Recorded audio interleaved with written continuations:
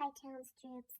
I am a little bit scared about what that scary noise was that Mary heard. Are you?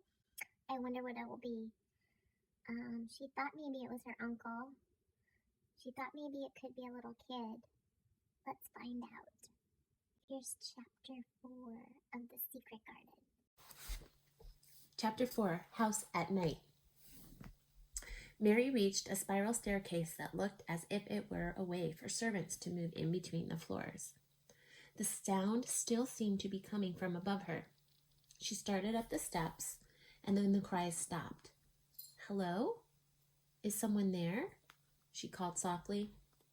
No one replied, and so she continued up the dark, twisty staircase. The wail started again, and then they stopped. Quickening her pace, Mary reached the landing lit by a shaft of moonlight filtering in through the window at the end. She hurried along the dark, narrow corridor and turned the corner. There was a ghost! Mary stopped with a gasp as she saw a girl standing at the far end of the corridor. It took her a few seconds to realize that she was actually looking at an enormous mirror, and the phantom girl was just her own reflection. She let out a relieved breath and then felt her racing heart start to slow down a little.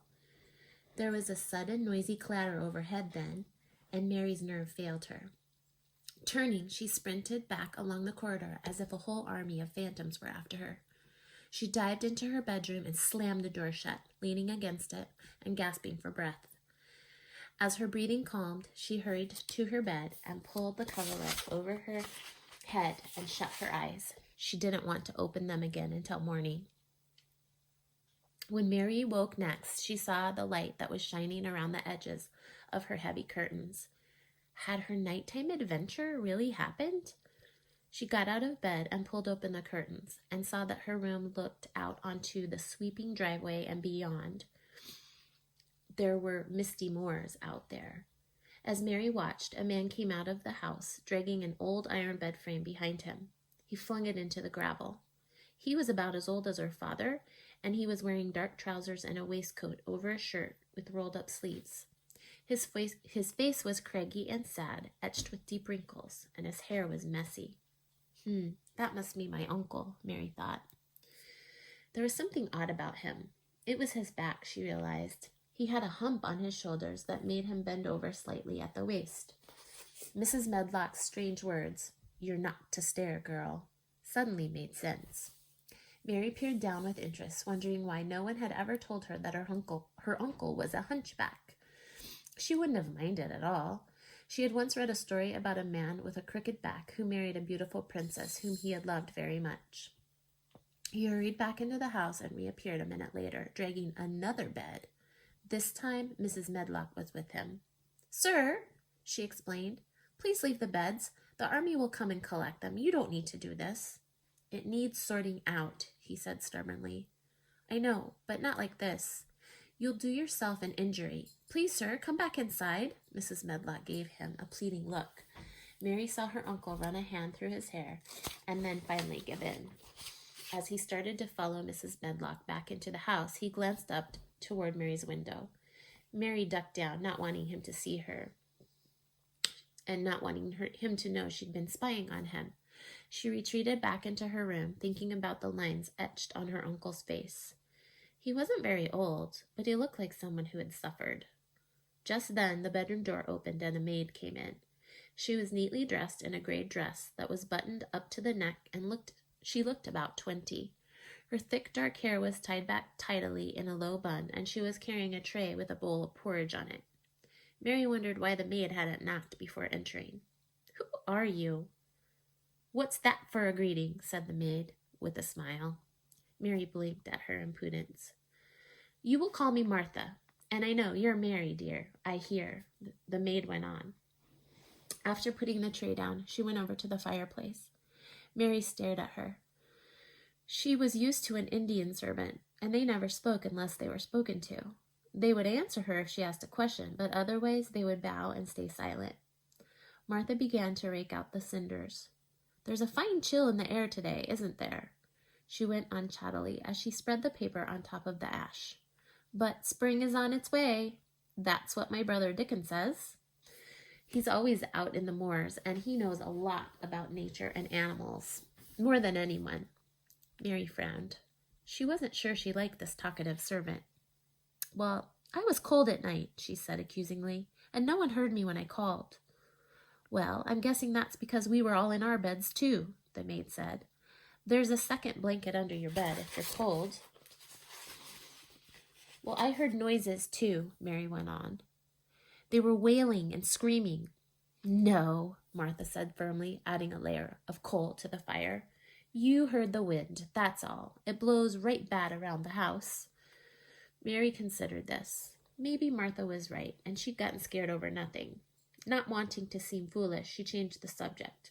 Well, I needed somebody, and you should sleep outside my room. That's what my Ayah did, and she would always come if I called her. To her astonishment, Martha raised her eyebrows. Well, whoever this Ayah is, she's sure not here, is she?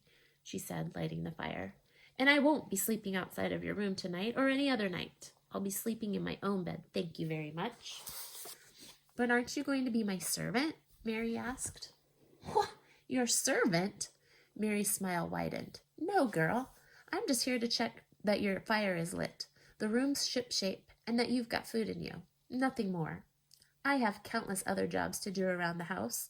Now eat your porridge. It's getting cold. Mary inspected the porridge.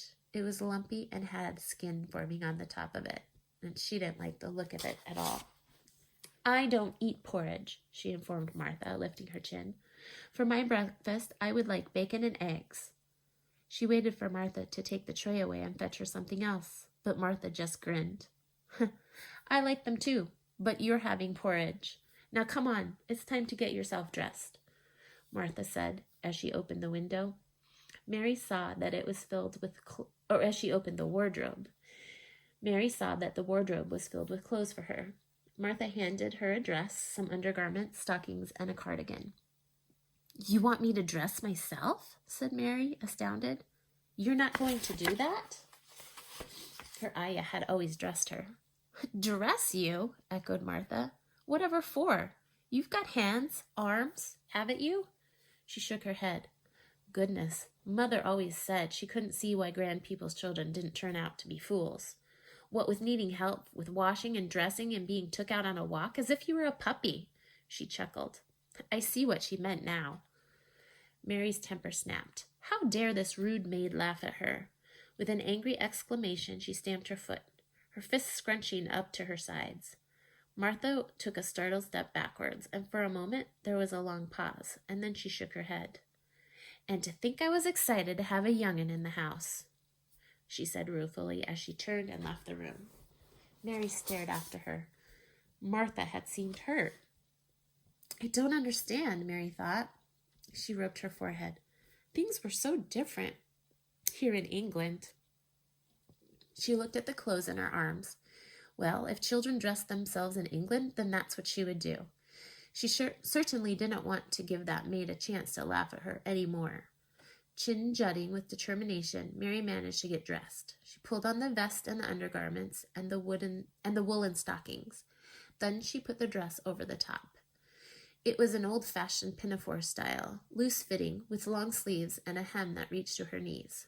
But Mary didn't care. Clothes were clothes, and at least this dress was easy to put on. When she was dressed, she took a few mouthfuls of porridge. It was cold and lumpy now, and she began to wish she'd eaten some of it when it was still warm. She looked around the room. What should she do? Her eyes fell on the large rocking horse. It was old, but it was beautiful. It had a leather saddle and a bridle and a dapple gray coat. Its eyes were large, and its mane and tail were made from real horsehair. Its legs were positioned as if it were moving. Wondering who had it belonged to, Mary scrambled onto its back. Holding the reins, she started to make it rock backward and forward.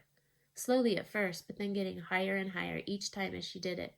She shut her eyes, and her imagination, which had been lying dormant, like a bulb in winter soil, suddenly put out a green shoot. For a few precious fleeting minutes, she forgot everything she hated about her new life and let her imagination transport her away. She wasn't Mary Lennox, the orphan from India, who no one wanted or liked. She was beautiful Sita, escaping from an evil demon. She was being carried by a winged horse across the bright blue Indian sky.